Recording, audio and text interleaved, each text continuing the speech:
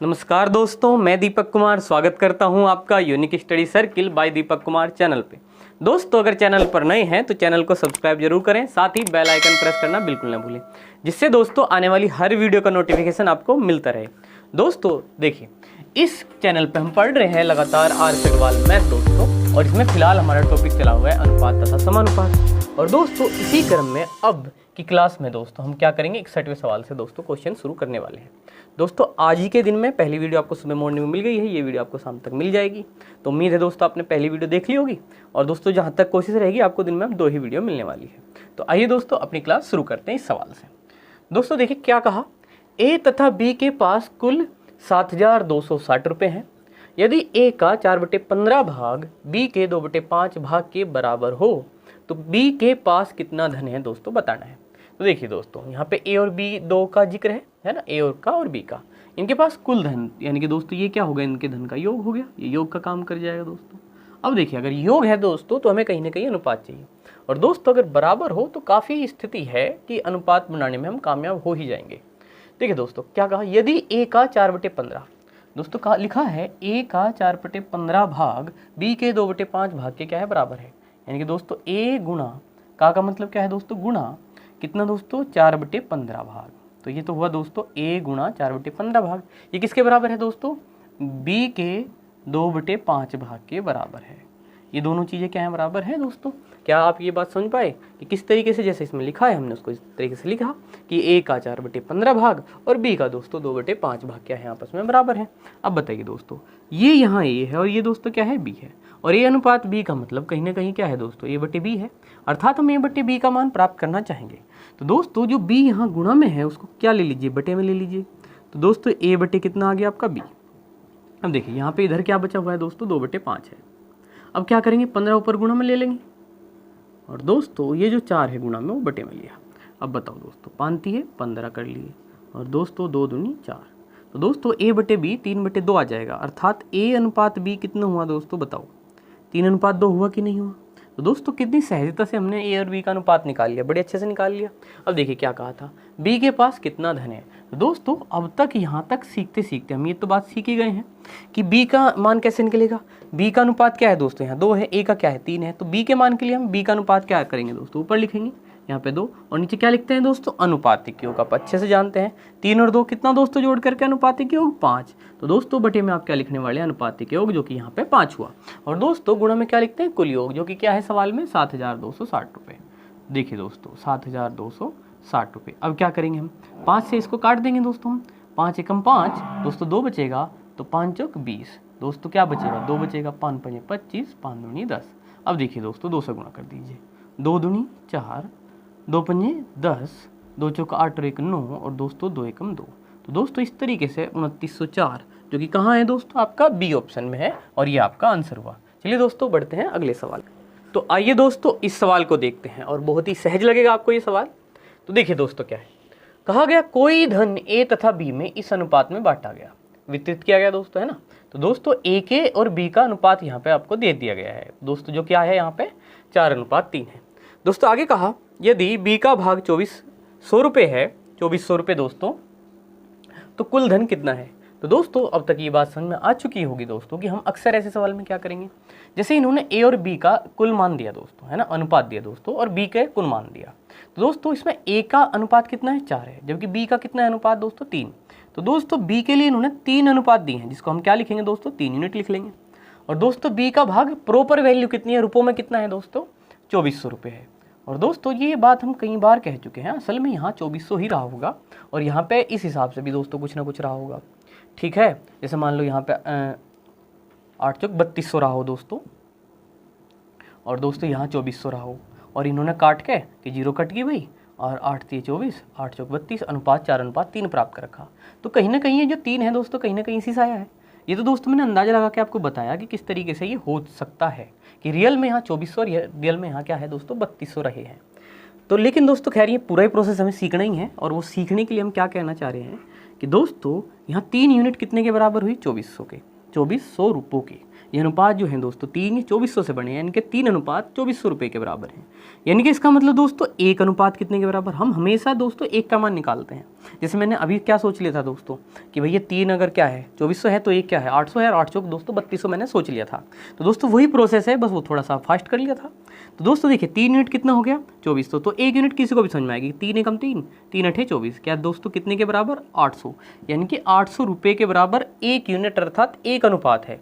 और दोस्तों अब देखिए जैसे मैंने ए का पता कर लिया था 3200, अभी कैसे लिखा था दोस्तों, दिमाग में लगाया कि भाई 3 है 24 तो 1 होगा 800, और दोस्तों 4 कितने हो गए 800 3200। लेकिन दोस्तों खैर ए का पूछ रहा होते तो 3200 आंसर हो जाता। अब देखिए सवाल में कहा क्या गया दोस्तों, कहा कि कुल धन कितना है। दोस्तों क्या कहा हमारे से, कुल धन बताना है, हमें टोटल बताना है दोस्तों। अब देखिए ए का अलग बता में, बी का अलग बता, फिर जोड़े, उससे तो अच्छा है ए के साथ कर ले कि भाई ए से तो 4 यूनिट है तो ए का मान आ जाएगा, 3 यूनिट 2400 उसी के हैं। और दोस्तों क्यों ना हम दोनों को जोड़ लें और अनुपातिक योग का मान निकाल लें 7 का, और दोस्तों 7 यूनिट का मान निकाल दें। तो दोस्तों इससे क्या होगा, कुल धन आ जाएगा टोटल। तो दोस्तों 1 का मान 800 है, तो बताओ 7 का कैसे निकलेगा, 7 में गुणा कर देंगे आप 800। तो दोस्तों बताओ 8 से 56, तो दोस्तों 5600 रुपये। अब दोस्तों बताओ अगर हम 3200 एक अलग से निकाल के और 2400 भी जोड़ते तब भी क्या आता, क्या यही ना आता क्या, बिल्कुल यही आता दोस्तों। ए के तो 2400 थे ही, और 4 अठे 3200 ये एक आ जाता, और बी के 2400 थे ही, जोड़ लिया तब भी 5600 ही आता, और यहाँ से भी 5600 आया। कुल मिला के दोस्तों उम्मीद है आपको ये बात बेहतर ढंग से समझ में आई है। तो चलिए दोस्तों अगले सवाल पे चलेंगे। तो आइए दोस्तों इस सवाल को देखते हैं। दोस्तों इसमें क्या कहा, 94 को 2 भागों ए तथा बी में इस प्रकार विभक्त किया गया। दोस्तों ए में और किसमें, बी में। विभक्त करने का मतलब वही है दोस्तों बांटना। किया गया कि ए के 5वें भाग, दोस्तों क्या कहा, ए का 5वां भाग बी के 8वें भाग के क्या है दोस्तों का जो अनुपात है दोस्तों वह 3:4 है। पहला भाग कितना है दोस्तों, ऐसे सवाल हम पहले भी किए हैं, देखिए अभी भी कर सकते हैं, बड़े सहजता से हो जाता है दोस्तों। ये तो होगा कुल योग ए और बी का, क्योंकि ए और बी में बांटे गए हैं 94, तो अगर दोनों को जोड़ेंगे तो दोस्तों 94 ही प्राप्त होगा। तो ए और बी का कुल जोड़ या योग दोस्तों 94 होगा। दोस्तों आगे कहा ए के 5वां भाग, दोस्तों ए का 5वां भाग बताओ कैसे लिखा जाएगा, a/5 लिखा जाएगा दोस्तों, ए का 5वां भाग। आगे कहा दोस्तों बी के 8वां भाग। अब देखिए 8वां भाग कैसे लिखेंगे दोस्तों, है ना, 8 गुणा होता तो गुणा में लिखते दोस्तों, 8वां भाग है तो बटे में 8 लिख दिया है। का अनुपात, इन दोनों का अनुपात दोस्तों 3:4 है। कितना है दोस्तों, 3:4। इनका अनुपात ये इसके क्या है दोस्तों, बराबर है। इसका अनुपात होने का मतलब क्या है, इसका मान इसके बराबर आएगा, तो दोस्तों इसका मतलब ये इसके बराबर हो गया। अब देखिए यहाँ से हमने क्या समझा है कि दोस्तों बटे के मान अपने हो, अनुपात का भी तो ये अपने ही है, ये ए का भी बटे में मान है 5 और यहाँ पे भी है, और दोस्तों यहाँ पे इस तरीके से बी के लिए 8 भी है और ये 4 भी है। तो दोस्तों बटे के मान अपने होते हैं तो अपने मानों की क्या कर दो, आप गुणा कर दो दोस्तों। जैसे ए का मान 5 भी और 3 भी, उसकी गुणा कर दो। तो दोस्तों अब देखिए सही तरीके से ये सरल हो जाएगा। तो दोस्तों यही तो समस्या थी कि बटे में थी, और यही समस्या दूर हो जाएगी अब। तो दोस्तों 5 15 हो गए, और दोस्तों 8 चौक कितने में 32। इस तरीके से दोस्तों सहजता से हमने इसका अनुपात जो है वो ठीक कर लिया। यहाँ 5 और 8वें भाग का अनुपात 3:4 दिया था, और हमें पता था दोस्तों बटे के मान अपने, तो ये भी अनुपात का मान एक ही है। तो दोस्तों ए वाले मानों की गुणा कर दी, बी वाले मानों की गुणा कर दी, और अनुपात आ गया हमारे पास। अब ये है दोस्तों 94, और पहला भाग बताना। अब बताओ दोस्तों पहला ए है या बी है, तो दोस्तों पहला तो ए कहलावेगा ना, कि तो दोस्तों इसका अनुपात कितना है 15 है। तो दोस्तों ए यानी कि जो पहला भाग है, ए पहला भाग, तो ए का मान कैसा आएगा बताओ दोस्तों, आपको अब तक पता है अच्छे से, है ना। 15 दोस्तों ऊपर लिख देंगे हम, अनुपात क्या करते हैं ऊपर लिख देंगे दोस्तों ए का, और दोस्तों अनुपातिक योग जो कितना है यहाँ पे 47 है ना दोस्तों, 5 और 2 7, और ये 3 और 1 4, तो दोस्तों कितना है ना 47 है। ये बटे में लिखते हैं दोस्तों हम लोग, तो यहाँ पे 47, और दोस्तों कुल योग जो है जो कि ए और बी में बटना है 94, वो यहाँ गुणा में लिखा। अब बताओ 47 दूनी कितने होते हैं दोस्तों 94, 2 आए हैं यहाँ पे। अब 15 दूनी कितना दोस्तों 30। तो देखिए कितनी आसानी से दोस्तों हमने पहला भाग अर्थात ए का मान 30 निकाल लिया दोस्तों, और हमारा आंसर क्या हो गया बी। उम्मीद है दोस्तों चीज़ें क्लियर हैं, बढ़ेंगे अगले सवाल पे। तो आइए दोस्तों इस सवाल को देखते हैं, और ये भी दोस्तों बड़ी सहजता से हो जाएगा, क्योंकि ये जो क्वेश्चन अभी आ रहे हैं दोस्तों, इनके जैसे क्वेश्चन हमने कर लिए हैं, इनकी जैसी जो चीज़ें हैं वो आ चुकी हैं पहले। तो दोस्तों जो पहले पढ़ा होता है ना उसके जैसे करने में और मज़ा आता है, क्योंकि में बहुत अच्छे से चीज़ें क्लियर होती हैं। दोस्तों कहा गया सवाल में 3 संख्याओं का योग, तो दोस्तों ये तो कुल योग हो गया, 3 संख्याएं यहाँ पे, और दोस्तों उनका कुल योग दोस्तों कितना है 196 है। यदि पहली संख्या तथा दूसरी संख्या का अनुपात दोस्तों कितना है, 2:3 है दोस्तों। पहली और दूसरी का अनुपात दे दिया, किस किस का दोस्तों, पहली का और दूसरी संख्या का अनुपात दे दिया यहाँ पे। आगे कहा दोस्तों तथा दूसरी तथा तीसरी संख्या का अनुपात दोस्तों कितना है, 5:8 है। तो दोस्तों दूसरी संख्या क्या है बताना है। तो देखिए दोस्तों, मान लीजिए 3 संख्या ए बी सी है दोस्तों, थोड़ी सुविधा हो जाएगी ना, दिखेगा पहली कौन सी, दूसरी कौन सी, तीसरी कौन सी। तो माना 3 संख्या है ना दोस्तों, ए बी सी मान लेते हैं। तो दोस्तों ये तो हमने अपनी सुविधा के लिए मान लिया है, मत मानिए अगर आपका मन ना करे, ऐसा कुछ नहीं, जरूरी भी नहीं है। बस दोस्तों ये पहली होगी ये, और ये बी और ये सी, कि हमें थोड़ा सा बेहतर ढंग से और चीज़ें क्लियर हो, लिखने में थोड़ी सुविधा महसूस करें। जैसे इसने कहा यदि पहली दूसरी संख्या का अनुपात दोस्तों कितना बताया, 2:3। दोस्तों यहाँ 2 लिख लो और दोस्तों यहाँ क्या कर दो, 3 लिख दो। तथा दूसरी तथा तीसरी संख्या का अनुपात दोस्तों 5:8। तो अगली लाइन में दोस्तों आप अच्छे से जानते हैं, हम यहाँ पे इस तरीके से लिख देंगे। अब बताओ दोस्तों, यहाँ पे खाली स्थान तो क्या करते हैं, बराबर की संख्या लिख देंगे 3। दोस्तों यहाँ पे क्या कर देंगे, बराबर की संख्या क्या लिख देंगे, 5 लिख देंगे दोस्तों। अब बताओ, गुणा कर दी, 2 पंजे 10 कर दिया दोस्तों, 3 पंजे 15 कर दिया, और दोस्तों 8 दिए कितने कर दिए, 24। और कितनी सहजता से दोस्तों हमने तीनों संख्याओं का क्या पता कर लिया, अनुपात। तो क्या दोस्तों अब आपको समझ में आ रही है बात, कि ये तो योग दिया ही था, यहाँ पे ए पहली और दूसरी का अलग अनुपात दे दिया था, दूसरी और तीसरी का अलग अनुपात दे दिया। और हम ऐसा तो हमारे लिए बड़ा आसान पड़ता है, बस ये पहली और दूसरी का यहाँ लिख के, दूसरी और तीसरी का नीचे लिख के दोस्तों, इनके खाली स्थानों को पूरा करके और ए बी सी का इकट्ठा अनुपात हमने पता कर लिया। अब इसने कहा दूसरी संख्या बताओ। तो दोस्तों बताओ दूसरी संख्या अर्थात क्या दोस्तों, बी का मान। दूसरी संख्या बी तो होगी दोस्तों, यहाँ पे दूसरी संख्या अर्थात बी का मान कैसे निकलेगा। तो दोस्तों तीनों संख्याओं के अनुपात में से अर्थात 10, 15 और 24 में से बी का अनुपात क्या करें दोस्तों, ऊपर लिख लीजिए। और दोस्तों बटे में क्या करें, जोड़ के लिख देंगे, 4 5 9, और दोस्तों 0 तो 9 का 9 होगा, 2 और 1 3, और दोस्तों 1 कितना 4। तो दोस्तों ये कितना हो गया 49, और दोस्तों ये कितना है 196। और दोस्तों आप अच्छे से जानते हैं है ना, 50 चौके कितने होते हैं, 200 होते हैं, ये कम है दोस्तों। तो 4 वर्ग में 4 कम हो गया, तो 49 से खैर कुल मिला के 4 वर्ग कट गया दोस्तों, है ना। 4 9 36, 4 चौक 16, 3 19 दोस्तों 4 बार जा रहा है। तो दोस्तों 15 चौके 60, कितना दोस्तों 60। तो इस तरीके से बी का मान हमने निकाल लिया दोस्तों, कितना आया 60, क्योंकि कहाँ है, बी ऑप्शन में। चलिए दोस्तों अगले सवाल पे बढ़ेंगे। तो आइए दोस्तों इस सवाल को देखते हैं, और दोस्तों इसमें थोड़ा सा नया कुछ है दोस्तों, और वो सीखने को मिलेगा तो बड़ा अच्छा लगेगा। देखिए दोस्तों क्या कहा, दोस्तों कहा 3 संख्याएं 2:3:4 के अनुपात में है, और दोस्तों इनके वर्गों का योग। दोस्तों यहाँ पे योग तो कहा, अनुपात भी दिया, लेकिन इनके वर्गों का योग।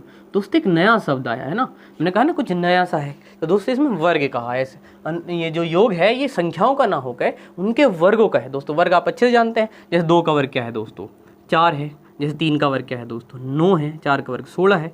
तो दोस्तों फर्क तो आवेगा ही वाला। देखिए 2 और 3 जोड़े तो 5 और 4 कितनी भला 9, और दोस्तों इन्हें जोड़े तो कुछ अलग आवेगा। तो वर्गों का योग है, संख्याओं का नहीं है दोस्तों। इस बात को आप अच्छे से समझने का थोड़ा प्रयास करें। अब देखिए दोस्तों क्या है, इनमें सबसे बड़ी संख्या क्या है ये बताना है। सबसे पहले दोस्तों हमने बेसिक से करेंगे, और बिना बेसिक के भी कैसे कर सकते हैं वो भी समझ लेंगे, और देखेंगे कि दोनों में क्या कंपेरिजन करके हम कि दोनों में अंतर क्या रहेगा दोस्तों, वो समझेंगे। देखिए दोस्तों क्या कहा, 3 संख्याएं 2:3:4 के अनुपात में है। तो दोस्तों 3 संख्याएं मान लो ABC ही है, ABC कहने में क्या बुराई है, 3 संख्या ही तो लेनी हमें, ABC कहते हैं तो कोई बुरी बात नहीं। दोस्तों किस अनुपात में, 2:3 अनुपात दोस्तों किस में है, 4 में। ठीक है दोस्तों, तथा इनके वर्गों का योग 700 क्या है दोस्तों 25। अब देखिए दोस्तों, जब साधारण योग होता था तो 2 को 2 रखते थे, 3 को 3, 4 को 4 लेते थे, लेकिन दोस्तों वर्ग लेना पड़ेगा। और वास्तव में देखिए जब अनुपात को हम अलग ले दोस्तों, जैसे वर्ग करें, तो दोस्तों 2 का वर्ग ज़्यादा डायरेक्टली कर देना उतना सही नहीं है बेसिक के हिसाब से। हम बात किसकी कर रहे हैं दोस्तों, बेसिक की। वैसे नहीं है कि इसके बिना आ नहीं सकता, ऐसी कोई शर्त नहीं है, इसके बिना आ सकता है, लेकिन दोस्तों यहाँ एक्स लगा हुआ है तो ज़्यादा फायदेमंद रहेगा और हमें चीज़ें समझ में आएंगी कि वर्ग हुआ है। तो दोस्तों 2 के साथ एक्स लगा लीजिए, 3 के साथ एक्स लगा लीजिए, 4 के साथ एक्स लगा लीजिए। दोस्तों किसी को एक्स से तकलीफ है तो दोस्तों के लगा लीजिए, है ना, अल्फ़ा बीटा गामा, कोई भी एक जो है दोस्तों यहाँ पे कांस्टेंट वैल्यू लगा लीजिए, ठीक है, जिसका मान निश्चित हो सकता है। तो दोस्तों कुछ ना कुछ यहाँ से कटा होता है, ये हमें जानते हैं, हमने कई बार कहा है कि दोस्तों अनुपात दरअसल क्या है कि रियल मान को इस में से सभी को एक ही संख्या से भाग करके दोस्तों ये अनुपात प्राप्त किया होता है, ये सबसे सरलतम रूप होता है उनका। और दोस्तों यहाँ पे इस तरीके से अब हमने कि वो मान लिया है जिनसे सबको भाग किया है, तो रियल वैल्यूज़ ये होंगी और इनका ही वास्तव में क्या होगा दोस्तों वर्ग। अब देखो दोस्तों कहा 3 संख्या इस अनुपात में, तो अगर संख्या माने तो दोस्तों संख्या कैसे मानेंगे, हमने बताया आपको कि इनके साथ को आपको के लगाना पड़ेगा। अनुपात को डायरेक्टली संख्या लेना बेसिक के हिसाब से बिल्कुल अनुचित है, तो दोस्तों इसलिए के लगाया। के अनुपात में इनके वर्गों का योग है, तो दोस्तों इसका वर्ग बताओ, 2 का वर्ग कितना हो जाएगा, 2k, इसका वर्ग हो जाएगा। ठीक है दोस्तों, कितना हो जाएगा बताओ, 4k का स्क्वायर हो जाएगा। अगला दोस्तों कितना, 3k स्क्वायर, ऐसे वर्ग करो पूरा। 3 का दोस्तों 9 और k पे वर्ग लगेगा, ध्यान दे k पे भी लगेगा, 2 का भी होगा और k का भी होगा, क्योंकि k एक कांस्टेंट वैल्यू है इसलिए वर्ग लगा कर छोड़ना पड़ेगा। और दोस्तों अगला कितना, 4k, इसका भी वर्ग दोस्तों, और इसका 4 का वर्ग 16 और k पे वर्ग लगेगा। और इनके वर्गों का योग, इनका योग कैसे करते हैं दोस्तों, जोड़ देंगे। तो ये वर्ग थे, इनका योग दोस्तों कितना है, 725 है दोस्तों। कितना हुआ, 725। ठीक, तो यानी कि दोस्तों 2 का वर्ग 4k स्क्वायर, 3 का 9k स्क्वायर, 4 का k का 16k स्क्वायर, बराबर किसके दोस्तों, 725 के। अब बताओ दोस्तों 4 और 9 कितने, 13, और 16 कितने दोस्तों, 29। ये तो बात समझ में आती है दोस्तों कि दरअसल अगर यहाँ पे सब जगह एक ही समान वैल्यू हो दोस्तों, तो चाहे तो उसे ऐसे समझ लो। चलो एक लाइन और ये भी समझ लेते हैं कि दोस्तों जैसे वो कॉमन आ गया हो, अब 4, 9 और दोस्तों कितना 16, बस इन्हीं को जोड़ के काम चल जाएगा हमारा। तो दोस्तों इसे या तो यहाँ लिख के दिखा लो या यहाँ इस तरीके से लिख लो, कहीं लिख लो दोस्तों, गुणा में तो लिखना हो। मतलब आप ये समझा करो कि जो हर जगह पे है, जो पीछे है, जैसे x 4x 9x और 16x होता, तो डायरेक्टली 4 9 और संख्या को जोड़ते वो x यहीं लगा रहता। यहाँ k स्क्वायर है, तो दोस्तों यहाँ कॉमन मान लो से बाहर और बस संख्या को जोड़ दो। तो दोस्तों किसके बराबर, 725 के। अब दोस्तों बताओ 9 4 13 और 16 कितने, 29। तो ये लाइन हमने एक और एक्स्ट्रा समझ ली, कोई दिक्कत वाली बात नहीं है इसमें। तो देखिए दोस्तों कितना हुआ, 725। अब आपको पता है ये क्या है दोस्तों, दरअसल गुणा में है ना, गुणा में, और गुणा वाली चीज़ बराबर से दूसरी तरफ गई बटे में, और बटे से दोस्तों ये कट जाएगा। चलिए दोस्तों ये मैं थोड़ा जल्दी से कर दिया, एकदम से लिख दिया 25 कि 29 से 725 कट गया दोस्तों, कितना आ जाएगा, 25 आ जाएगा। ठीक है, तो के स्क्वायर का मान कितना दोस्तों, 25। और ये बात भी हम कई बार कहते हैं दोस्तों कि सारी मेहनत हो किस लिए रही, इस के का मान पता करने के लिए, कि दरअसल जब हम के लगाते हैं तो दोस्तों यही तो पता करना चाहते हैं आखिर यहाँ से कटा क्या है, जो वास्तव में संख्या पता कर सकें। अब दोस्तों हमें पता लग गया कि जो हमने के लगाया था उसका मान 5 है दरअसल, तो दोस्तों इनमें से सबसे बड़ी संख्या क्या होगी। अब बताओ 2 के होगी या तो 5 दूनी 10 होगी, 10 थोड़ी ना बड़ी हो जाएगी। के का मान 5 रखे तो दोस्तों 5 दूनी 10, दोस्तों के का मान 5 रखे तो 5 3 15, और दोस्तों यहाँ 5 चौक 20। तो दोस्तों संख्या ही आई हमारी 10 15 और 20, इनके वर्गों का योग था वो 725 करके देख लो।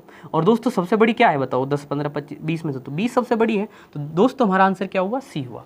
अब दोस्तों ये तो हुआ बेसिक, बिना बेसिक के हम इसे कैसे कर सकते हैं एक बार देखते हैं। तो दोस्तों देखिए वैसे तो हमने पूरा अच्छे से समझने का प्रयास किया है, आपने भी समझा ही होगा। तो दोस्तों फिर भी अगर लगे कि बिना के भी कर दे तो क्या बुराई है, तो कर लेते हैं दोस्तों। तो देखिए दोस्तों इसमें थोड़ा सा परिवर्तन, जो पहला ही मेथड है उसमें थोड़ा सा परिवर्तन हम करके इस सवाल को बिना के भी कर सकते हैं। दोस्तों जैसे कहा गया था कि संख्याओं का अनुपात 2:3:4 है, और बड़ी ही सहजता से सवाल का अंतर स्पष्ट हो जाएगा कि इसमें यहाँ पे वर्ग के बारे में कहा गया है कि वर्गों का योग है। और दोस्तों वर्गों का योग है तो ये तो संख्याओं का अनुपात है, ये क्या है दोस्तों, संख्या का अनुपात है। अगर संख्या का ये है तो दोस्तों वर्गों का अनुपात क्या होगा, तो क्यों ना इनका वर्ग कर दे। जैसे 2 का वर्ग कितना दोस्तों 4, 3 का कितना दोस्तों 9, और 4 का कितना दोस्तों 16। तो ये दोस्तों वर्गों का अनुपात आ गया। अब दोस्तों ये वर्गों का योग है, ये वर्गों का अनुपात आ गया। इसने कहा बड़ी संख्या बताओ, तो दोस्तों इनमें बड़ा अनुपात क्या है, 16 है। दोस्तों बड़ी संख्या बताने के लिए इसने कहा बड़ी संख्या, ठीक है। तो दोस्तों बड़ी संख्या के लिए आप देखो इनमें वर्गों के योग में बढ़िया मान कितना किसका है, 16 का है। और दोस्तों नीचे क्या लिखता है, अनुपातिक योग। दोस्तों 9 और 4 13 और 16 कितना 29। तो दोस्तों बटे में क्या लिख दिया दोस्तों, 29 लिख दिया, जैसे कि हम करते ही हैं। बस दोस्तों यहाँ पे हम डायरेक्ट ना लेकर वर्गों का योग लिए हैं। दोस्तों बड़ी संख्या बतानी है, देख रहे हैं हम सबसे बड़ी संख्या क्या है, तो दोस्तों सबसे बड़ा अनुपात 16 लिखा हमने, और अनुपातिक योग 9 और 4 13 और 16 कितनी दोस्तों 29। अब देखिए और गुणा में कितना दोस्तों, ये वर्गों का योग लिख दिया हमने 725। अब बताओ इससे कितनी बार गया दोस्तों, बताइए 25 बार गया, अभी देखा था। और गुणा कर दो दोस्तों 25 के, मतलब दोस्तों ये 400 आ जाएगा, देख लो चाहे 16 पंजे 80, 16 दूनी 32 और 8 दोस्तों है ना, कितना आ गया 400। तो दोस्तों क्या ये बड़ी संख्या ही 400, नहीं दोस्तों, ये वर्गों का योग का अनुपात था, ये वर्गों का योग था। तो दोस्तों बड़ी संख्या ना क्या, बड़ी संख्या का वर्ग ही तो आया होगा ये दोस्तों दरअसल बड़ी संख्या का वर्ग आया। तो दोस्तों अगर बड़ी संख्या का वर्ग 400 आया है, भाई वर्गों के योग में से दोस्तों बड़ी संख्या का वर्ग ही निकल के आएगा। बड़ी संख्या कैसे आ जाएगी तुरंत, अगर यहाँ पे ये वर्गों का योग है दोस्तों तो बड़ी संख्या का वर्ग ही आया होगा। तो दोस्तों 400 बड़ी संख्या का वर्ग आया। अब बताओ दोस्तों बड़ी संख्या क्या होगी, बड़ी संख्या किसका वर्ग है दोस्तों 420, तो वर्ग हटाओ 20, 400 का कितना दोस्तों 20। तो देखिए दोस्तों अगर यहाँ वर्ग किया तो दोस्तों यहाँ पे बड़ी संख्या डायरेक्ट नहीं प्राप्त होगी, उसका वर्ग प्राप्त होगा। यहाँ पे वर्गमूल लेना बिल्कुल नहीं भूलें। अगर आप ये याद रख सकते हैं दो बातें तो ये मेथड आपके के वाले मेथड से ज़्यादा बेहतर रहेगा। और दोस्तों इसका आंसर देखिए सी आया है। तो चलिए दोस्तों उम्मीद है आपको चीज़ें समझ में आई, बढ़ेंगे अगले सवाल पे। तो चलिए दोस्तों देखते हैं इस सवाल को। और इसमें दोस्तों देखिए कुछ कहा लेसे मैसे के बारे में है। तो दोस्तों एक लेसन है हमारा पूरा लेसे मैसे का, वहाँ पे भी हम चीज़ें बहुत बेहतर ढंग से सीखेंगे। और इसमें भी दोस्तों इसका सामान्य जो इसमें ज़रूरत है वो देख लेंगे। दोस्तों देखिए क्या कहा, दो संख्याएं 3:4 के अनुपात में हैं। इन संख्याओं के लघुत्तम समापवर्तक तथा महत्तम समापवर्तक का गुणनफल 10,800 है। इन संख्याओं का योग क्या होगा दोस्तों बताना है। तो देखिए दोस्तों दो संख्याएं अगर इस अनुपात में हैं, संख्याओं का अनुपात दिया है दोस्तों, दो संख्याओं का अनुपात 3:4, ये दोस्तों अनुपात है। कितना है दोस्तों 3:4। तो दोस्तों यहाँ पे इनका लेसे और मैसे के गुणनफल की बात हुई है। तो देखिए दोस्तों अगर यहाँ पे हम संख्या मानना चाहें दोस्तों, संख्या क्या होगी दोस्तों 3x मानी जा सकती है। और दोस्तों कितना माना जा सकता है 4x। दोस्तों जैसे कि हमने पिछले सवाल में k लगाया था, x हटा करके आप चाहे तो k भी लगा सकते हैं। आपको लगे कभी x लगा रहे कभी k, तो चलिए एक ही चीज़ लगा लेते हैं, हम k ही लगा लेते हैं। तो दोस्तों यहाँ पे कोई ना कोई संख्या कटी हुई होती है, संख्या को पूरा करने के लिए उससे गुणा करनी पड़ेगी, जो कि हम x या k को गुणा करके यहाँ पे पूरी संख्या मान लेते हैं। अब देखिए दोस्तों अगर मैं यहाँ से आपको लेसे यानी कि लघुत्तम समापवर्ती है और दोस्तों मैं से निकाल के बताऊं तो देखिए दोस्तों क्या है प्रोसेस।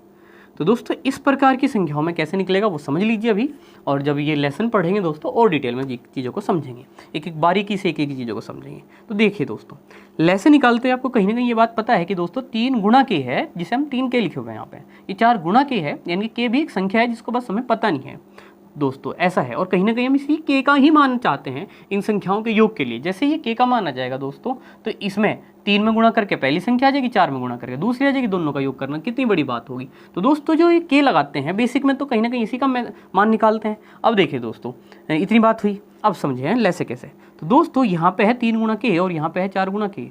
अब लेसे निकालते हुए हर एक संख्या, हर एक गुणनफल की संख्या आनी आवश्यक है, बस शर्ते कोई संख्या रिपीट ना हो।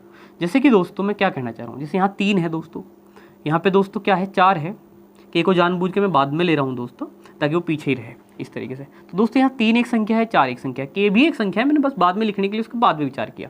तो दोस्तों 3 लिखा, 4 लिखा और के लिखा। अब दोस्तों के यहाँ पे भी है, यहाँ पे भी है, तो दोस्तों क्या उसे 2 बार लिखना है? नहीं दोस्तों, जो चीज़ एक बार आ गई, चाहे वो इसके फैक्टर से आई चाहे इसके फैक्टर से आई, जब जो यहाँ से आ गया, अब चाहे वो यहाँ है या नहीं है उसे कोई मायने नहीं दोस्तों, उसे दोबारा रिपीट नहीं करना। हाँ दोस्तों जैसे यहाँ 3 था लेकिन यहाँ 4 था, तो 4 का आना जरूरी था। जितने फैक्टर हैं, जितनी अलग अलग संख्याएं सभी आनी है, लेकिन जो दोनों में है दोस्तों वो एक ही बार आनी है, इस बात का ध्यान रखें। जो अलग अलग संख्या है वो सभी एक एक बार आ जानी है, और जो हर जगह पे मौजूद है दोस्तों वो एक ही बार आनी है, वो रिपीट नहीं होनी। तो दोस्तों इस तरीके से निकलता है हमारा लेसे। तो दोस्तों 3 चौक 12 के, तो दोस्तों लेसे कितना है हमारा 12। अब मैसे की बात करें तो दोनों में कॉमन है। अब बताओ इन दोनों में कॉमन क्या है दोस्तों? के है, और ये मैसे कितना हो गया दोस्तों हमारा के हो गया, जो दोनों में कॉमन है।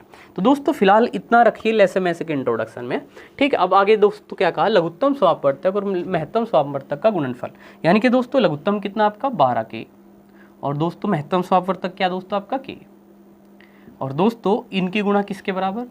10,800 के बराबर। अब देखिए दोस्तों यहाँ पे गुणा कर दीजिए 12, और दोस्तों के की के में गुणा हुई दोस्तों, एक के तो इसमें था और एक मैसे में आया, तो दोस्तों के स्क्वायर हो ही जाना है। और दोस्तों ये कितना 10,800। अब देखिए दोस्तों यहाँ पे ये हुआ। अब कुछ छात्र जो हैं जो और थोड़ी सी जानकारी रख रहे हैं दोस्तों, वो ये कह सकते थे कि बेशक इसमें इन्होंने लेसे और मैसे के गुणनफल की बात की हो, लेकिन बिना लेसे और बिना मैसे के निकाल के भी हम डायरेक्ट 12 के स्क्वायर पे पहुंच सकते थे। दोस्तों दरअसल वो एक नियम ये जानते हैं कि दो संख्याओं का गुणनफल, दो संख्याओं का दोस्तों जो गुणनफल है वो उनके लेसे मैसे के गुणनफल के बराबर होता है दोस्तों, मैसे के और लेसे के गुणनफल के बराबर होता है। तो दोस्तों जैसे कि ये लाइन अगर हमें पता है तो दोस्तों लेसे और मैसे निकालने की जरूरत ही नहीं है। देखिए दोस्तों क्या कहा था, दो संख्याएं इस अनुपात में है, दोस्तों एक 3 होगी, एक 4 होगी, तो एक संख्या 3 के मान ली, दोस्तों 4 के। अब आगे कहा कि लै से और तथा मैं से का गुणनफल। अगर लै से अलग कहता, मैं से अलग कहता दोस्तों, निकालना जरूरी था, लेकिन जैसे ही इसने ये शब्द कहा दोस्तों गुणनफल, तुरंत दिमाग में बात आई कि दोस्तों मैं से और लै से का गुणनफल भी तो दोनों संख्या के गुणनफल के बराबर होता है, तो मैं से अलग और लै से अलग क्यों निकाल ले, दोनों संख्या की गुणा कर ले, वही उनका गुणनफल संख्याओं के गुणा के बराबर होगा। अब देख लो दोस्तों, अगर इनकी डायरेक्ट गुणा करते तो 3 चौक 12 और दोस्तों के गुणा के कितना, के स्क्वायर, तो डायरेक्ट 12 के स्क्वायर यहाँ पर सीधे लिखते थे ना, तुम लै से निकाल लो ना मैं से निकाल लो, डायरेक्ट संख्याओं की गुणा ही दोस्तों क्या ही 12 के स्क्वायर। तो दोस्तों यहाँ पे हम सीधे इस तरीके से लै से और मैं से बिना निकाले भी हम यहाँ से दो संख्याओं का गुणनफल, क्योंकि मैं से और लै से के गुणा के बराबर होता है दोस्तों, तो संख्या 3 के और 4 के बता के इनके डायरेक्ट गुणा करके 12 के स्क्वायर ही लै से और मैं से की गुणा भी है। देखिए दोस्तों वहाँ पे 12 के और के की गुणा भी 12 के स्क्वायर है दोस्तों, ये गुणा 10,800, या तो यहाँ से आप 12 के स्क्वायर निकाल लो या लै से मैं से की वास्तव में मान निकाल के उनकी गुणा कर लो, दोनों ही सूरत में आना है। तो दोस्तों ये वाली चीज़ भी उम्मीद है आपको समझ में आई। तो दोस्तों कैसे भी करो यहाँ तक आप पहुँच जाओगे। इसके बाद देखिए दोस्तों 12 में 108, दोस्तों कितना 12 में 108, तो दोस्तों के स्क्वायर बराबर कितना 900। अब बताओ दोस्तों के का मान कितना आ गया, 900 का वर्गमूल कितना होता है 30। अब बताओ दोस्तों हमें क्या बताना था, दोस्तों बताना था इन संख्याओं का योग क्या होगा। तो देखिए दोस्तों या तो मैं 3 के अलग निकाल लूँ और 4 के अलग, या दोस्तों 3 और 4 7 के का मान डायरेक्ट निकाल दो कि इनका योग क्या बैठेगा, 3 और 4 7 के बैठेगा दोस्तों, तो 7 के का मान निकाल दो या अलग अलग निकाल लो। तो दोस्तों उम्मीद है आपको योग 7 के समझ में आ ही जाएगा, कोई दिक्कत वाली बात है नहीं योग में कि एक संख्या अगर 3 के है एक 4 के है तो दोस्तों योग 7 के होगा। तो दोस्तों योग 7 के कितना होगा बताइए दोस्तों, 7 का 7 और 30, तो दोस्तों 7 के 21, यानी कि हमारा आंसर कितना आया 210 आ गया। तो उम्मीद है दोस्तों चीज़ें क्लियर हैं, बढ़ेंगे अगले सवाल पे। तो आइए दोस्तों इस सवाल को देखते हैं, और दोस्तों इसमें भी हमें कुछ नया सा करने को मिलेगा तो बड़ा अच्छा लगेगा। देखिए दोस्तों इसमें कहा गया 5,625 रुपये को ABC में इस प्रकार वितरित किया गया कि A को B तथा C के कुल भाग का दोस्तों 1/2 भाग मिले, तथा B को A तथा C के कुल भाग का दोस्तों 1/4 भाग मिले। A का भाग B के भाग से कितना अधिक है। दोस्तों 5,625 रुपये को ABC में बांटा गया है, वितरित किया गया है, तो ये तो होगा कुल योग। अब दोस्तों दिमाग में जैसे ये लाइन पढ़ी हमने, ये आया कि भाई अगर हमें ये पता लगे कि एक का B का और C का अनुपात कितना है, तो ये बात बताना बिल्कुल भी मुश्किल नहीं होगा कि A का भाग B से कितना अधिक है। तो दोस्तों ये जो बीच में 2 लाइनें दी है, इससे हम कोशिश करेंगे कि ABC का अनुपात निकाल सकें। तो दोस्तों जितना कहा गया और जितना हमें पता है उसके हिसाब से हम चलते हैं अपने सवाल को लेकर के, ठीक है दोस्तों। देखिए कहा A को B तथा C के कुल भाग का 1/2 मिला। अगर दोस्तों B तथा C के, कल भी ऐसे एक सवाल किया है हमने, B तथा C के कुल भाग की बात करें तो दोस्तों B प्लस C कुल मतलब क्या, टोटल ऐसी तो होगा B तथा C के कुल, यानी कि इन दोनों के टोटल भाग का 1/2, इसका एक इन दोनों का टोटल भाग का 1/2 ऐसे करेंगे। ये भाग किसके बराबर है, A को मिला इतना दोस्तों, यानी कि ये A के बराबर हुआ। A जो है A को B तथा C के कुल यानी कि टोटल का 1/2 भाग मिला, यानी कि दोस्तों इससे तो ऐसे लिखा। अब आगे पढ़ो, तथा B को A तथा C के कुल भाग का 1/4। तो दोस्तों इसी हिसाब से हम ये लिख सकते हैं कि B बराबर दोस्तों A तथा C के टोटल यानी कि A प्लस C का दोस्तों कितना गुणा में, का मतलब गुणा दोस्तों 1/4 भाग, ऐसे कर लिया दोस्तों। यहाँ से हम निकाल लेंगे A अनुपात B अनुपात C, और दोस्तों क्योंकि अभी तक हमने ऐसी जगह से नहीं निकाला है तो दोस्तों देखना काफ़ी इंटरेस्टिंग रहेगा कि कैसे ये निकाल सकते हैं। तो देखिए दोस्तों सबसे पहले जितना हमें पता है कि हम करते क्या है, ये बटे हुए ले लेते हैं दोस्तों B प्लस C, तो दोस्तों कितना 1/2। अब दोस्तों इसे मैं लिख सकता हूँ A अनुपात B प्लस C बराबर दोस्तों 1/2। क्या ये इसमें कोई दिक्कत बिल्कुल नहीं होनी चाहिए दोस्तों। अब इसे देखिए दोस्तों, इसको भी लिख सकते हैं B बटे A प्लस C और बराबर दोस्तों कितना 1/4, जिसको लिख सकते हैं दोस्तों B अनुपात A प्लस C बराबर कितना दोस्तों 1/4। क्या इसमें कोई दिक्कत है, तो होनी नहीं चाहिए दोस्तों, ये तो बड़ा सहज है। अब ये बताओ आप मुझे दोस्तों, यहाँ पे A B और C, ठीक है दोस्तों, यही है ना भाई, ये B प्लस C बेशक जुड़ रहे हैं और ये A अकेला। दोस्तों अगर इनका मैं अनुपातिक योग करना चाहूँ तो दोस्तों A के लिए 1 यूनिट है और B और C के दोनों के 2 यूनिट है। अनुपातिक योग दोस्तों यहाँ 3 यूनिट बैठ रहा है, 1 और 2 को जोड़ के 3 आता है, जबकि दोस्तों यहाँ पे भी यही 3 है, A है B है और दोस्तों C है। और अगर यहाँ का अनुपातिक योग निकालूँ दोस्तों 5 है।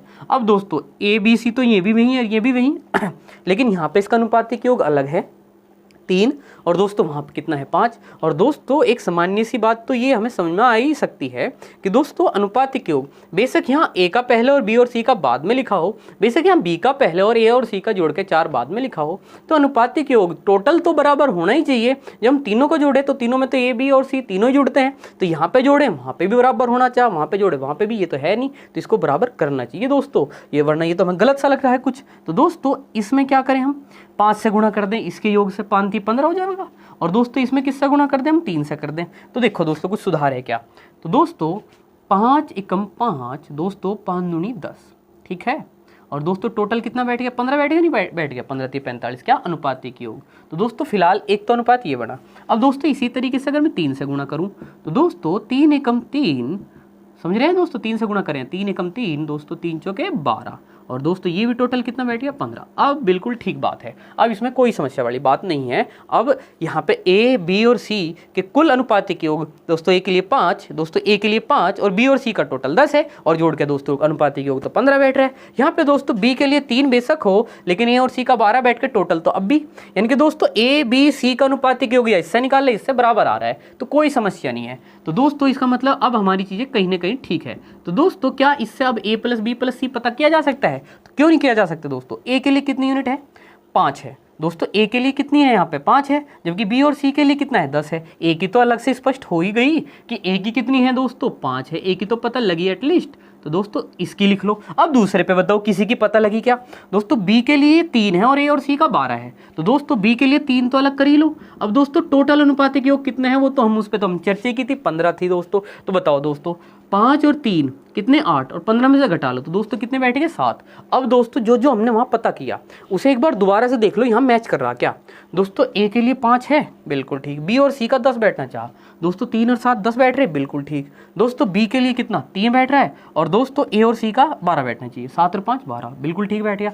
तो दोस्तों ए के लिए यहाँ स्पष्ट हो गया 5, बी के लिए अलग से स्पष्ट हो गया था 3, और दोस्तों क्योंकि अनुपातिक योग 15 हमने यहाँ पे भी कर लिया, यहाँ पे टोटल तो 15 कितना बैठना था 15, दोस्तों 5 और 3 तो 8 हो गए, तो कितना होगा 15, 7 जोड़ के 15 हो गया, या 15 में से कह लो 8 हमने घटा के दोस्तों यहाँ 7 लिख दिया। उम्मीद है ये बात आपको क्लियर है। तो दोस्तों ये अनुपात आ गया, और दोस्तों यहाँ पे जो भी चीजें पूछी है, तो दोस्तों उम्मीद है अनुपात वाला सिस्टम तो आपको अच्छे समझ में आया। अब दोस्तों इसमें थोड़ी सी जगह हम कर देते हैं, क्योंकि मेन क्वेश्चन का आंसर में अभी निकालना है। दोस्तों क्या पूछा गया था लास्ट में, देखिए ए का भाग बी के भाग से कितना अधिक है दोस्तों, कितना अधिक। तो दोस्तों ए का भाग किससे भला, बी का, यानी कि ए और बी का अंतर करना। तो दोस्तों दो तरीके, या तो हम पहले ए का मान अलग निकाल ले, बी का मान अलग निकाल ले। तो लेकिन दोस्तों क्यों ना, हमने ये नहीं समझा क्या भाई 5 यूनिट से तो आएगा ए का मान, 3 यूनिट से आएगा किसका बी का मान, तो आप एक काम करो, आप 2 का यूनिट का मान काट लो, 5 3 से कितना ज़्यादा है दोस्तों 2, तो दोस्तों इनमें अंतर 2 यूनिट का है। तो क्या करो यहाँ पे 2 यूनिट तो ऊपर लिखो, बटे में वही काम है दोस्तों की अनुपातिक योग, 5 और 3 8 और 7, और ये लिखा हुआ है 15, और दोस्तों गुणा में कुल योग यानी कि 5600 दोस्तों 25। अब दोस्तों जरा सरल करिए, 15 तिये है ना दोस्तों, 15 तिये 45 हो जाएंगे, और 45 के बाद दोस्तों कितने बचेंगे, यहाँ पे 11 बचेंगे, और दोस्तों 112, और दोस्तों 15 8 120, नहीं दोस्तों 15 7 105, और दोस्तों 15 5 75। अब देखिए गुणा कर देंगे, तो दोस्तों 2 पंजे 10, 2 7 14 और 1 15, 2 तिये 6 और 1 7, तो दोस्तों कितना आया 750। तो उम्मीद है दोस्तों बेहतर ढंग से आपको चीज़ें क्लियर है, ये आंसर हुआ हमारा। तो किस तरीके से दोस्तों सबसे मेन चीज़ें थी हमारी सवाल में कि हमने अनुपात किसे क्रिएट किया। अगर दोस्तों थोड़ा कन्फ्यूजन हो तो एक बार फिर से वीडियो को देख ले, आगे का प्रोसेस मैं उम्मीद करता हूँ कि कई सवाल में कर लिया, आपको बेहतर ढंग से समझ में आया होगा। बढ़ेंगे दोस्तों अगले सवाल में। तो आइए दोस्तों इस सवाल को देखते हैं और इसमें हमें क्या सीखने को मिलता है नया, समझते हैं। दोस्तों क्या कहा, ए की आय बी की आय से 10% अधिक है। दोस्तों यहाँ दो चीज़ों की तुलना की, ए की और बी की, यहाँ पे सी का जिक्र नहीं है, यहाँ ए और बी के कंपैरिजन किया दोस्तों। फिर क्या कहा, तथा बी की आय सी की आय से दोस्तों 20% कम है। यहाँ दोस्तों किस किस की तुलना है, बी की और सी की, यहाँ ए का जिक्र नहीं किया। तो दोस्तों ए बी सी की आय का अनुपात, अब तीनों का इकट्ठा बताओ। तो दोस्तों यहाँ से ए और बी का अनुपात आराम से मिल जाएगा, वहाँ से बी और सी का, और दोनों अनुपात आने के बाद दोस्तों ए बी सी का हम आराम से निकाल लेंगे। तो देखिए दोस्तों समझते हैं। दोस्तों क्या कहा इसने, ए और बी के बारे में पहले बात की। दोस्तों कहा ए की आय बी की आय से 10% अधिक है। दोस्तों किसकी आय अधिक है, बी की आय से 10% अधिक, किसकी, ए की। बी की आय से 10% अधिक, इतना पढ़े हैं, बी की आय से 10% अधिक। तो दोस्तों बी की आय अगर 100 है तो इसकी बी की आय से 10% अधिक है ये ए, यानी कि कितना 110। अगर ये 100 है तो दोस्तों 110, ये बात हमने कई बार की है। 10% का मतलब क्या है, 100 पे 10। दोस्तों प्रतिशत ही क्या है, जिसके बटे में 100 हो, अर्थात 100 के आधार पे बात हो रही हो। यानी कि दोस्तों अगर भी 100 है तब ये 10 ज़्यादा अर्थात 110 है। और दोस्तों इसको तो काट सकते हैं, ऐसे काट लीजिए। तो दोस्तों यहाँ पे A का और B का अनुपात कितना बैठा है, 10:11। तो दोस्तों ये तो अनुपात बन गया हमारा A अनुपात B का। अब चलिए दोस्तों B और C की बात करते हैं। तो दोस्तों देखिए यहाँ से पढ़ेंगे, C की I से 20% कम, C से 20% कम है ये। तो दोस्तों यहाँ पे देखिए 100 और यहाँ पे दोस्तों कितना 80 लिखेंगे। ठीक है दोस्तों, यहाँ पे 100 और यहाँ पे क्या लिखेंगे हम 80। अगर ये 100 है दोस्तों तो ये 80 है, 20% कम।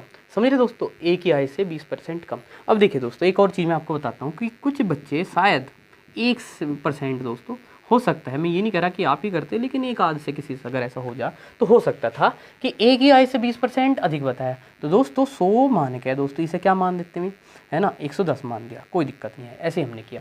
फिर कहते B की आय से C% कितना है दोस्तों, 20% कम है। अब चलिए तो 100 ही रहा, इसे 120 मान लो और ये इससे 20 कम हो जाएगा। तो दोस्तों क्या बताओ ऐसा हो सके, ये तो 100 के आधार पे 10 है तो बिल्कुल ठीक। दोस्तों ये आधार 100 नहीं है जो इसमें 20 कम मान लोगे आप, ऐसा मान ही नहीं सकते, क्योंकि 20 कम तो जरूर है लेकिन आधार क्या हो जाता है 120। कभी भी दोस्तों ये 20% आ नहीं सकता। बात तो 20% की थी, आधार अगर 100 ना हो दोस्तों तो 100 से 100 कट के 20 का 20 रह ही नहीं सकता, ये तो 120 हो गया। 120 पे 20 कम 100 हो ही नहीं सकता दोस्तों, 100 पे 20 कम 80 हो सकता है। तो दोस्तों जैसे कहा था B की आय से कितना दोस्तों 20% कम, जब C 100 हो तो B क्या हो सकता है 80 हो सकता है। ये 120 होने पे, C 120 होने पे दोस्तों ये 100 नहीं हो सकता, यूँ तो 140 करके 120 कर लो, यूँ तो 80 करके 60 कर लो, यूँ तो कहीं पे भी काम चल जाएगा। नहीं दोस्तों, बेस में जिसकी तुलना हो रही हो उससे 100 मान के दूसरे के हिसाब से चलना जरूरी है, ये चीज़ गड़बड़ कर जाएगी। उम्मीद है दोस्तों अगर हल्का फुल्का डाउट रहा भी हो तो ये अब क्लियर हो गया होगा कि अलग अलग ऐसा क्यों करा, एक लाइन में क्यों नहीं किया। तो दोस्तों उम्मीद है ये क्लियर है। अब देखिए 100 से 110 ज़्यादा तो 110 हो गया, अनुपात 11:10। और दोस्तों ये C की आय से 20 कम, अगर C 100 है तो 80 है। ठीक है दोस्तों, तो समझे कि C को 120 मान के B को 100 पे क्यों नहीं चलाया, अलग क्यों किया।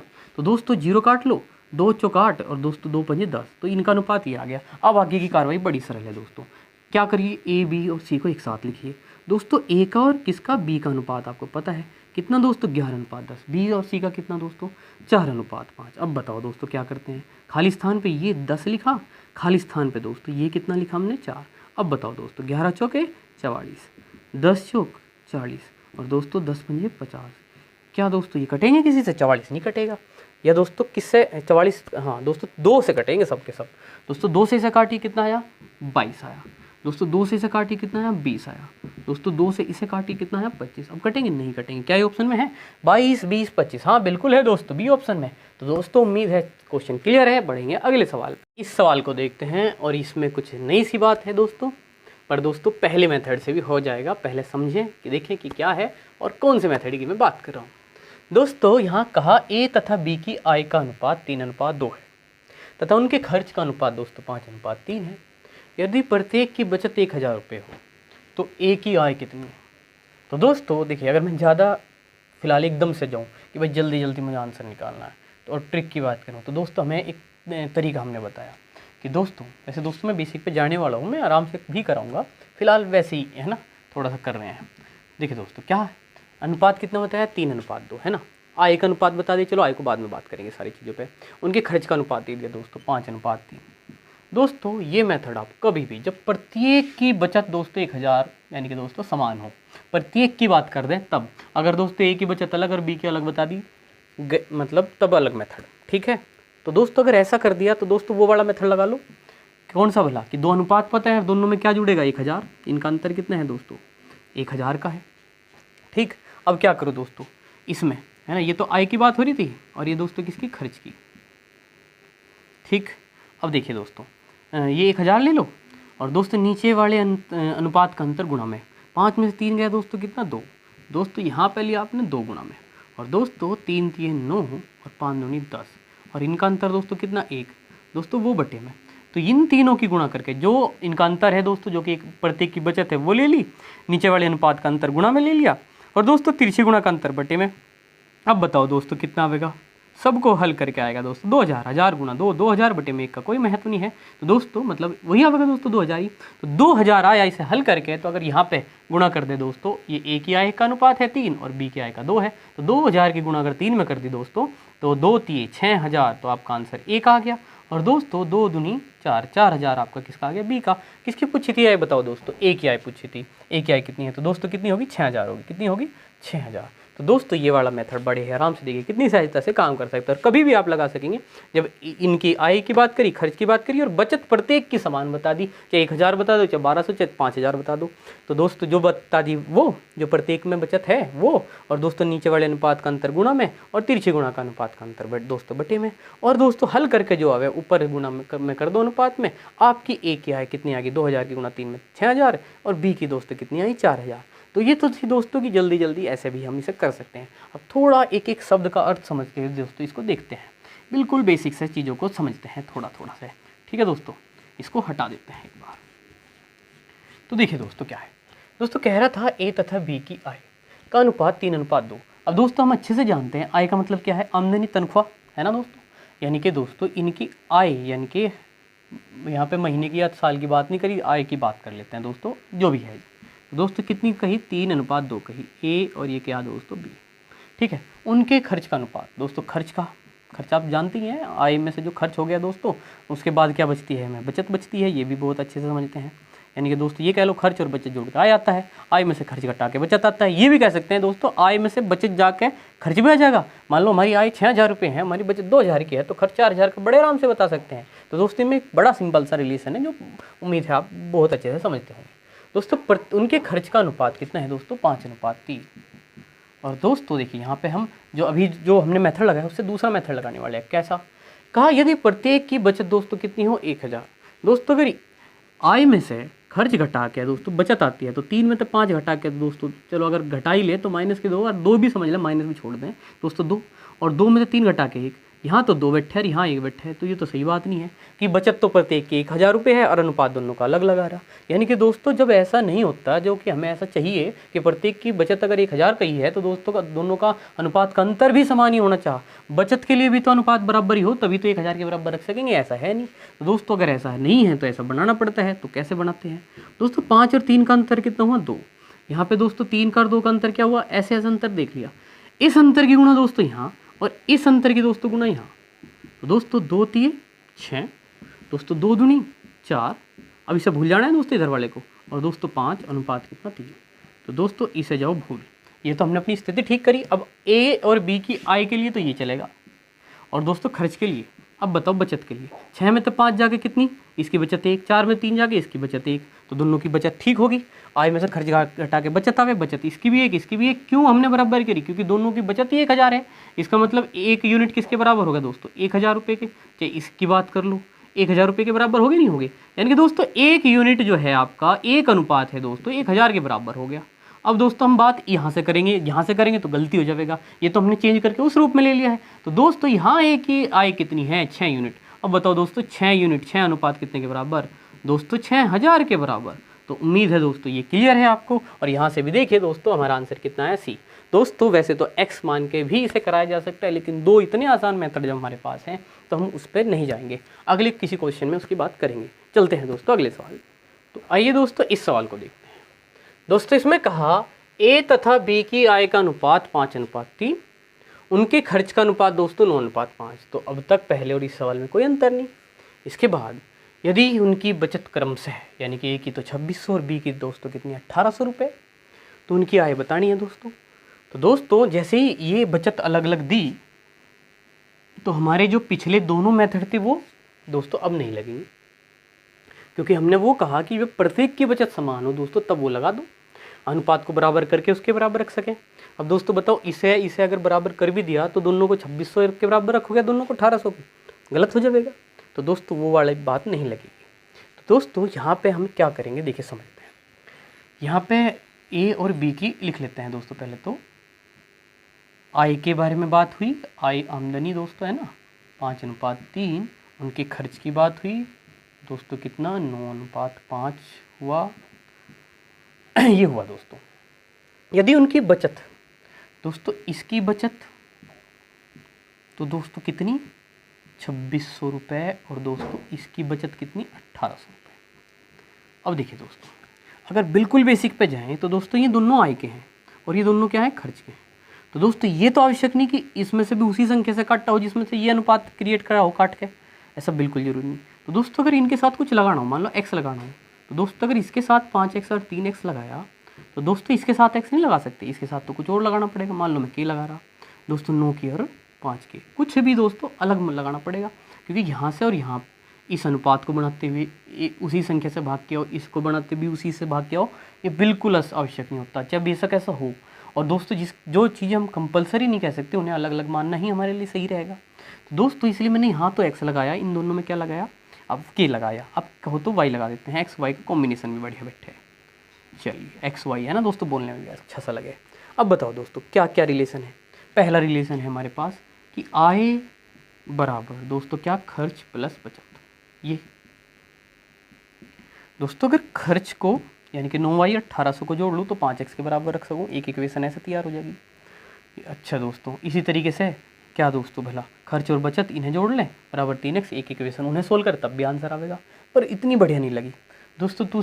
ये बात क्या है कि अगर आय में से क्या घटा दे दोस्तों, खर्च घटा दे। दोस्तों जैसे कि पिछले सवाल में करे थे तो बचत आएगा। 5x में तो 9y घटा दे तो दोस्तों किसके बराबर है, 2600 के। और 3x में तो 5y घटा दे तो दोस्तों किसके, 1800 के बराबर। यहाँ से भी इक्वेशन बनेगी, इसे भी हल कर सकें।